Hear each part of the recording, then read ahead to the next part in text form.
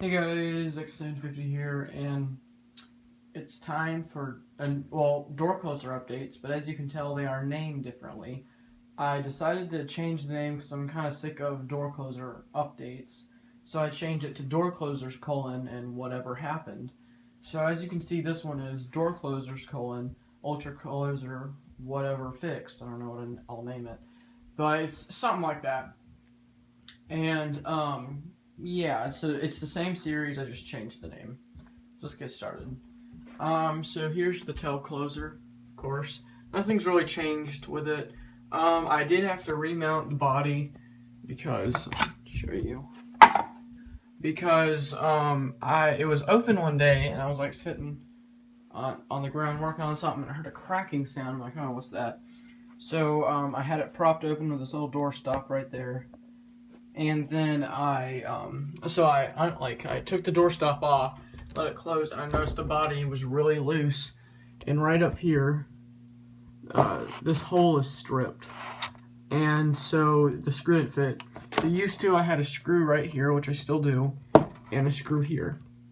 But since this one is stripped, I went ahead and put one underneath right here, and then one above, and didn't use this one. So that. And also, used to it wasn't level, and now it is the body. So now it's level, and that means it doesn't have to. I don't have to have the adjustment for I don't have to have the latch adjusted really fast for it just to close.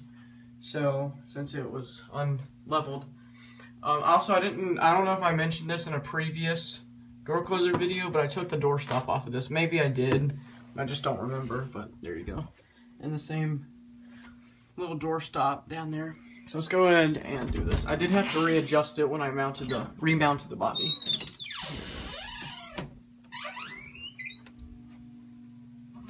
There we go. Now I'll do it from the door's perspective. Let it focus.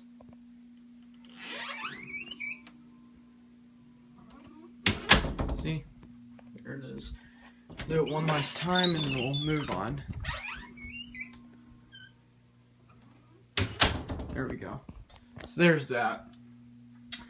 Now let's go on to the ultra closer.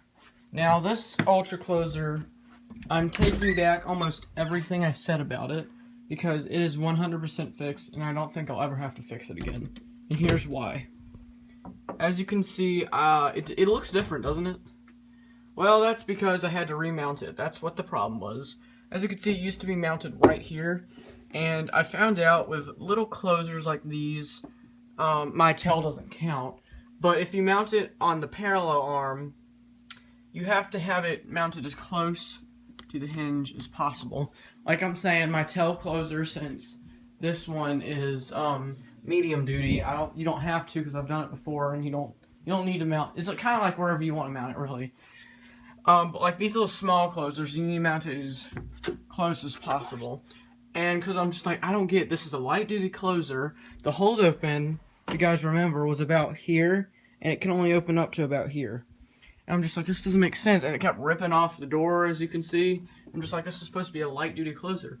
But with all the residential hold open ones I've seen, they're always mounted this close to the hinge. I'm just like, why? But turns out that's how you're supposed to mount it, and I wasn't thinking. So I did remount it. Throw that aside for a minute. I did remount it, as you can tell, and there it is. So now it actually closes about 90 degrees, as you can tell. See? And the hold open is a little over it. Used to, the hold open, like I was telling you, was about here. I'm just like, that isn't up to code. So this door is technically up to code because NFPA says all door closers with a hold open feature must close at 90 degrees, which is pretty cool. And it also can open up all the way, but right now a door stop or door whatever, and this thing's in the way, but I'll do it in a minute. So let's go ahead and put this cover on. I just got a YouTube notification, and let's go and do it. Here we go. Let's do that one more time because that was a terrible demonstration. There you go. And I can't really get right in front of it because these hangers. So, and there's the hold open. And something, here's another bad thing, is now every time I take it off a hold open or on hold open, the arm gets loose. I mean, I'll tighten it, but it'll untighten. But it doesn't matter. I mean, as long as it doesn't like mess up the performance of the closer, I don't mind. So yeah, and the speed is the same. But I take back almost everything I said about this is just a terrible closer and all that stuff. But there's some other things I still don't like about it. But anyways, so now I'm gonna quickly pause the video and take away this thing and the door stop, and I'll open it up all the way. Alright, so I went ahead and took that little door stop off and that thing. Let's go ahead and open it up all the way. There it is. Which is pretty cool. Sometimes I wish this closer wasn't a hold open closer so it would close from fully open, but you know, it's, as you know, hold open closer, it is free swing until you get to 90 degrees. So, see, I can move it wherever I want. Also, a cool thing about this closer is, unlike some internal hold open closers, when you like open it up, it would just stay. I like this one. It almost has like a little back check feature. So like if I do it, oh, that was bad. Hold on. But sometimes it's like, let me do it. Kind of stops. See? You want to close. Just cool. But if you do it a lot, see, it will open. That's just something I find pretty cool about this. So anyways, guys, I guess that's basically it. I don't know what else to show. So yeah, guys, that's it. And thanks for watching. I guess I'll see you guys in another video. Bye.